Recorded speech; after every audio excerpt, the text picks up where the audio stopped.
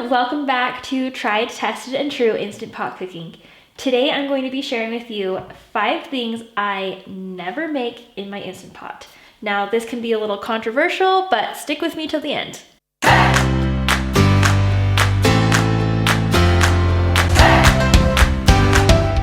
If you're new here, welcome. Thank you so much for watching. My name is Lisa Childs, and every Sunday I share a new YouTube video about Instant Pot cooking. All right, let's get started on the 5 things I never make in my Instant Pot. I know some of you are going to not like all of these, so just be nice. Without further ado, here are my top 5. Number 5 is sweetbread. You can make a lot of amazing things in the Instant Pot, and I actually have a lot of recipes for Instant Pot desserts, like an Instant Pot cheesecake, an Instant Pot carrot cake, bread pudding. But I've made zucchini bread and banana bread in my Instant Pot before, and I just don't like it. It's really dense, it's heavy, it's just not exactly what I like. And if I'm going to spend the time baking, I would rather just throw it in the oven. So number 5 is sweetbread. Number 4, hamburgers. I cannot tell you how much I love eating hamburgers. My girlfriends and I, whenever we get together for girls' nights, our number 1 pick for dinner is usually burgers and fries and milkshakes, of course, next to Indian food or Thai food. Anyways, I do not ever want to make my burgers in the Instant Pot because they are just going to be steamed. And I just don't think that a steamed burger patty tastes good. For me personally, I like doing my burgers on a cast iron pan or a frying pan, get that nice sear on each side. I don't even like doing them on the grill because they don't get that sear on the whole burger patty. So number 4 is burgers. Sorry. Number 3 is expensive meat. Oh my goodness. A prime rib or a ribeye or a beef tenderloin should never go in the Instant Pot, please. I know that there are some recipes out there that swear by it, but I just can't bring myself to do it. Those types of meats just deserve so much more love and respect than the Instant Pot can provide, and I just think just deserves a little bit more love.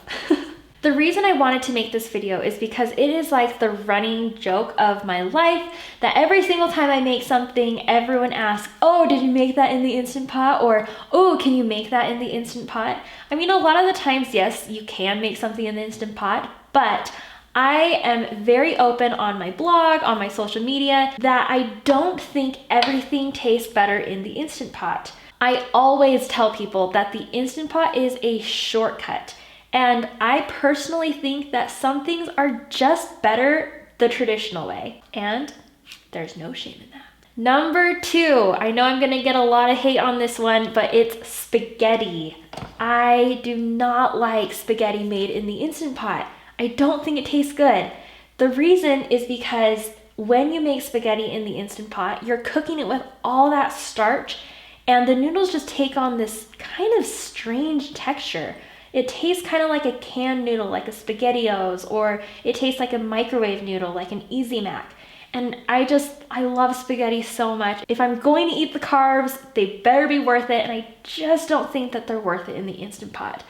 I know a lot of people love their spaghetti in the Instant Pot, but for me personally, I think it tastes a little watery. I don't like the texture of the noodles, and I just think it's better done the traditional way. Number 1, I know I'm gonna get a lot of hate for this one, but I still have to say it, it's Instant Pot roast.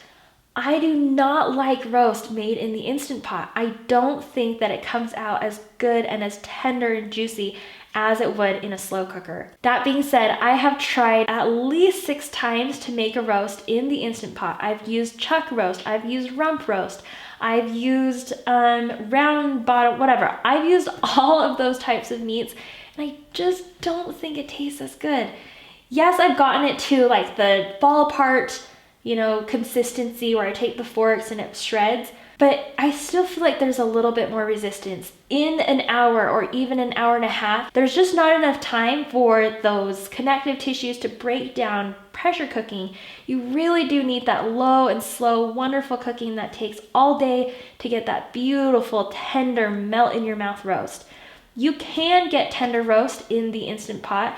You can shred it, but I don't think that it tastes as good. So if ever possible, if you have the time, I prefer using my slow cooker. It's one of the only things I use in my slow cooker now. Instant Pot roast, just not one of those things.